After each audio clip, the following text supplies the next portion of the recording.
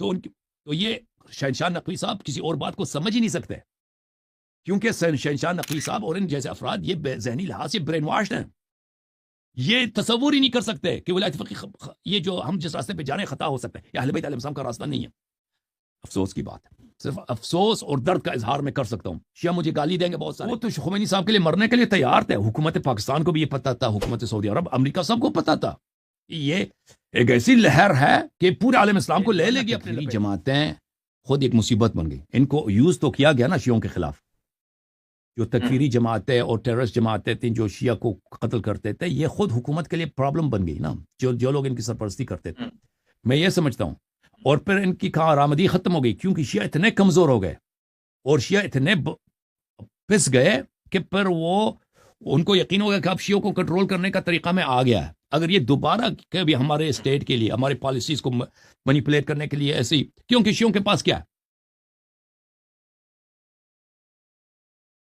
جیسے یہ اگلا سوال تھا کہ شیعہ سنی جو ہے وہ جھگڑے ہوتے ہیں اور اس میں اتنی ساری جانیں ضائع ہوتی ہیں، تو مطلب بحیثیت عالم، اور آپ مطلب جس طرح سے بتاتے ہیں اور چیزیں بتاتے ہیں، اس سے ایک اگریشن بھی آتا ہے، مطلب ایک وائلنسی بھی کریٹ ہوتی ہے، تو قیامت کے دن پھر آپ اس کا کیا جواب دیں گے اگر آگے ویسے کوئی دو اگر اس میں انسان میرا بھی رول ہو تصور تو میں اللہ سے پناہ مانگوں گا نا، میں تو اسٹاپ کروں گا فوراً، میں تو نہیں کچھ نہیں کروں گا۔ لیکن میں آپ کی خدمت میں عرض کرتا ہوں کہ یہ جو وائلنس ہوئی ہے پچھلے 40 سال میں، فرقہ واریت کی وائلنس ہوئی ہے، 1970s میں کوئی ایسی وائلنس نہیں تھا شیعہ اور سنی کے درمیان، 1960s میں، 1950s میں اگر کبھی کہاں بار کوئی مثلا فساد ہوا ہے کسی محلے میں، وہ ایک محدود واقعہ ہے، ٹھیک ہے نا۔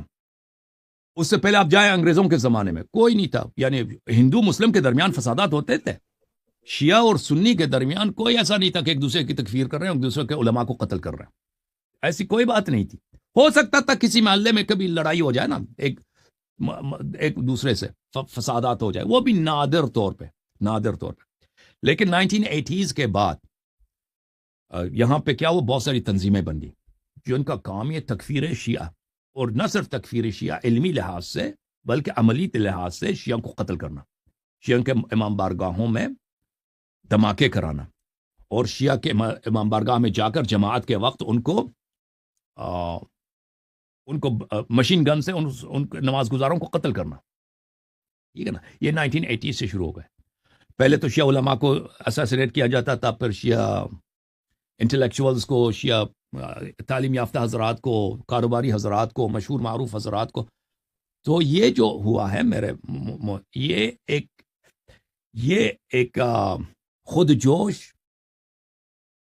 ایک نیٹو بورن گراس روٹ ایک موومنٹ نہیں ہوا ہے، یہ اس چیز کا رد عمل تھا کہ ایران شیعہ جہاں بھی شیعہ رہتے ہیں ان کو اپنی سیاسی مقاصد کے لیے استعمال کرنا شروع کیا ہے۔ شاہ کے زمانے میں یہ نہیں ہوتا تھا، شاہ شیعہ تھا، وہ ایک ایسا شیعہ نہیں تھا کہ تشیع پہ عمل کرے، تشیع کی خدمت کرے، لیکن شیعہ تھا، 12 اماموں کو ماننے والا تھا، لیکن وہ ایک قوم پرست انسان تھا۔ اس کو کام نہیں ہے کہ بھئی پاکستان میں شیعہ رہتے ہیں، میں شیعوں کے لیے ایک پولیٹیکل پارٹی بنا دوں، ان کو اپنی حمایت کے لیے میں ان کو آرگنائز کر دوں، ان کو مینیپولیٹ، اس کا یہ کام ہی نہیں تھا، شیعہ کارڈ کھیلتا ہی نہیں تھا وہ۔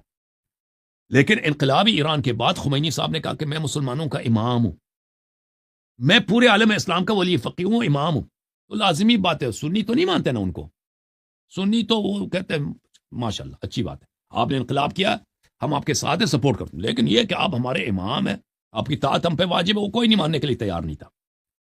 لیکن شیعہ حضرات، یعنی خمینی صاحب کی اتنی پاپولیرٹی تھی عالم تشیع میں انقلاب سے کچھ پہلے اور انقلاب کے بعد کہ اس کو حد سے بیان ہی نہیں کیا جا سکتا، یعنی کوئی ایسا لیڈر نہیں گزرا ہے پچھلے ہم شیعوں میں مذہبی لحاظ سے پچھلے 300 400 500 سالوں میں جتنی پاپولیرٹی خمینی صاحب کو تھی، کیونکہ لوگ دیکھتے تھے کہ وہ ایک سادہ آدمی ہے، بزرگ آدمی ہے، مجتہد ہے، ٹھیک ہے نا، مقدس آدمی ہے، اسلام کی بات کر رہا ہے، اسرائیل کے خلاف ہے، امریکہ کے خلاف ہے، اس نے ایک ظالم بادشاہ کو ہٹائے، وہاں پہ اسلام نافذ کرنا چاہتا ہے۔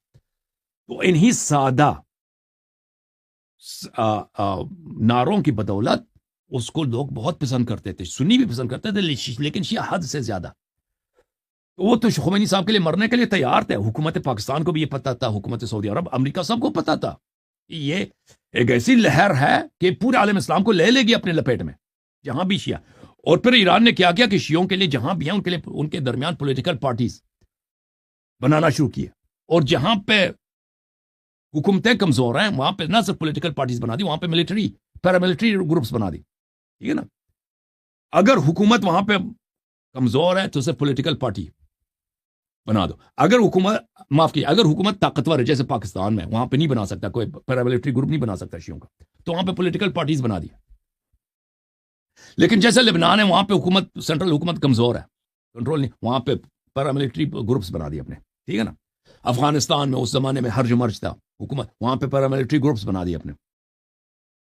تو یہ دیکھیں دنیا کو, وہ تو دیکھنے والے تو دیکھ رہے تھے نا, تماشات دیکھ رہے تھے کہ بھئی یہ دیکھیں ہمارے ساتھ کیا ہو رہا ہے. اگر پاکستان کی شیعوں کو موبلائز کیا جائے, پاکستان کی شیعوں کو موبلائز کیا جائے, وہ ایرانی سیاست پہ چلنا شروع کر دیں, تو یہ حکومت پاکستان کے لیے ایک بہت بڑا خطرہ ہے. جیسے حزب اللہ لبنان میں ایک بہت بڑا خطرہ ہے وہ ایران کے لیے, یہ پاکستان میں ہمارے لیے بہت خطرہ ہے. تو میں سمجھتا ہوں کہ یہ ایک ضیاء کے زمانے سے, اس زمانے سے اس بات کا آغاز ہوا. اس میں خود حکومت پاکستان, فوج, ISI شریک تھے, اور امریکہ کی بھی سرپناہی حاصل تھی ان کو. سعودی عرب, ایمریٹس, ان سب لوگوں نے ان کی حوصلہ افزائی کی, فنڈنگ فراہم کیے ان گروپس کو جن کا کام تھا شیعوں کو قتل کرنا. دیکھیں شیعوں کے عقائد یہ تو انقلاب کے بعد تو نہیں بنے کہ ہم ابو بکر عمر کو نہیں مانتے. ہم انقلاب ایران سے پہلے شیعہ تھے, ابو بکر عمر کو نہیں مانتے تھے, عائشہ کو نہیں مانتے تھے, کوئی ہمارا عقیدہ چینج نہیں ہوا حکومت ایران, انقلاب ایران کے بعد. تو انقلاب ایران کے بعد یہ تکفیر کی لہر کہاں سے آ گئی, یہ جماعتیں کہاں سے بن گئی, یہ گروپس جن کو ہمیں پتہ ہے کہ ان کو حکومتی سرپناہی سرپرستی حاصل تھی, انٹرنیشنل فنڈنگ ان کے پاس ہوتی, یہ کہاں سے آ گئے. ٹھیک ہے نا, تو یہ ایک ریاکشن تھا کہ انقلاب کی لہر کو روکا جائے, اور اس لہر کو روکنے کے لیے مختلف طریقے اپنائے گئے. پاکستان میں اس کا طریقہ کار یہی تھا کہ شیعوں کی تکفیر کیا جائے اور شیعوں کو قتل کیا جائے, تاکہ شیعوں میں وہ بات ہی نہ رہے کہ ایک پولیٹیکل پاور کے طور پر شیعہ آئیڈینٹیٹی کے ساتھ یہ پاکستان کی سیاست کو انفلوئنس کر سکے. وہ اس میں بہت کامیاب ہو گئے, واقعی کامیاب ہو. حکومت پاکستان بھی کامیاب ہو گئی, سعودی عرب بھی کامیاب ہو گئی, اور CIA ویسٹ بھی سب کامیاب ہو گئے. عرب دنیا میں ایک اور طریقے سے اپنا گیا. عرب دنیا میں یہ تھا کہ صدام کو کہہ دو حملہ کر دو. صدام اگر حملہ نہ کرتا تو یہ لہر انقلاب لے لیتا, بھائی کویت گر جاتا, کویت میں انقلاب, عراق میں بھی انقلاب آ جاتا. سنیں نا, اگر عراق میں انقلاب, وہ خمینی اسٹائل کا انقلاب آ جاتا, کویت تو کوئی بات, یہ یعنی مڈل ایسٹ ختم ہے بھائی. یہ دو بڑے ملک ہیں مڈل ایسٹ میں, ایک عراق ہے ایک ایران ہے. اگر یہ دونوں خمینی صاحب کے ہاتھ میں آ جاتے نا, سعودی عرب کچھ بھی نہیں, وہ تو روک ہی نہیں سکتے اس لہر کو. وہ پورے وہ لے لیتے بھائی, یہ پورے مڈل ایسٹ کو, جتنا آئل گلف جہاں پہ اس زمانے میں 80s میں ابھی دیکھیں تیل کی پیداوار جو ہے دوسرے علاقوں میں زیادہ ہے. 80s میں دنیا کا 80% تیل وہاں سے نکلتا تھا, پرشین گلف سے نکلتا تھا. اس زمانے میں کوئی اس بات کو اجازت دینے کے تیار نہیں تھا کہ انقلاب, ایک اینٹی ویسٹرن گروپ جو خمینی صاحب ہیں, وہ 80% آئل فلو کو کنٹرول کریں. تو وہ ہر کام کے لیے آمادہ تھے کہ اس کو روکا جائے. تو اس لیے انہوں نے صدام صاحب سے کہہ دیا کہ بھائی مارو, اور صدام وہ تئی کتا پاگل, اس نے بھی حملہ کیا.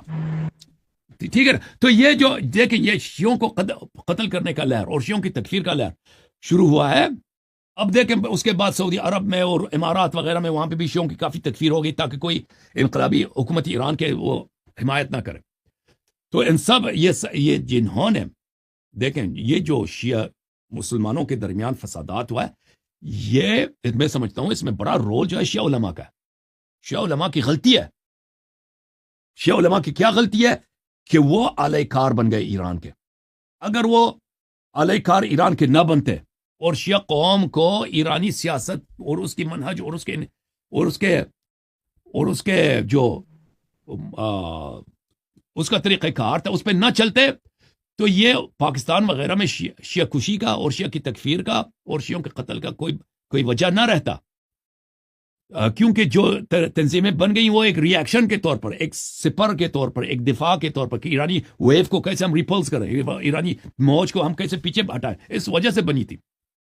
تو اس میں ایران کا خمینی صاحب کا بہت قصور ہے، خامنئی صاحب کا بہت بڑی غلطی ہے ان لوگوں کی، کہ انہوں نے شیعہ کارڈ کھیلا، شیعہ کمیونٹیز کو اور شیعہ پاپولیشنز کو اپنے سیاسی مفادات کے لیے انہوں نے یوز کیا ہے. ہر ملک میں جہاں بھی شیعہ رہے، امریکہ میں بھی یہی ہے، یہاں پہ شیعہ مساجد، شیعہ ممبرگاہ سب ایران کے ہاتھ میں. تو یہ بہت بڑی غلطی تھی، اس کی وجہ سے ہم قتل ہوئے. تو میں سمجھتا ہوں شیعہ قوم کو بیدار ہونا چاہیے، یہ سمجھنا چاہیے شیعہ قوم کو، اور شیعہ علماء کو بیدار ہونا چاہیے. اور شیعہ علماء اکثر اس بات کو جانتے ہیں لیکن اعتراف نہیں کرتے. وہ جانتے ہیں کہ سپاہ صحابہ کیوں بنی ہے. سپاہ صحابہ بنی ہے تحریک نفاذ فقہ جعفریہ کے مقابلے کے لیے بنائی ہے، خود حکومت پاکستان نے بنائی ہے. وہ خود جانتے ہیں، اکثر علماء جانتے ہیں ان باتوں کو. ٹھیک ہے نا. تو عرض یہ ہے کہ یہ بہت بڑی مصیبت تھی. انقلابی ایران شیعوں کے لیے بہت بڑی مصیبت تھی، یعنی اور وہابیت کے لیے بہت اچھا تھا. اس کی وجہ سے وہابیت کو بہت فروغ ملی، ان کے مدارس کو بہت فنڈنگ ملے، کروڑوں کے نہ بلین ٹریلینز کے حساب سے پوری دنیا میں ان کی جو اشاعت ہوئی، ان کی جو سرپرستی ہوئی، ان کو جو آزادی ملی. امریکہ نے، سعودی عرب نے، اور سعودی عرب کے جتنے اس کے آئل انکم تھی سب وہابیت کی خدمت میں ان لوگوں نے لگا دی. یہ ہمارے لیے بہت مصیبت، میں سمجھتا ہوں اس بہت بڑی ٹریجڈی ہے ہمارے مذہب کی. اور ابھی تک افسوس کی بات ہے کہ میری قوم سوئی ہوئی قوم ہے. ان کو پتہ ہی نہیں ہے کہ وہ 40 سال سے کیوں ذبح ہوئے ہیں. یہ غداری کہ ان کو پتہ بھی نہیں چلنے دے رہے ہیں کہ کیوں تم ذبح ہو رہے ہو. یہ ان کے علماء کی بدبختی ہے، ان کے علماء کی ان کے ساتھ غداری ہے.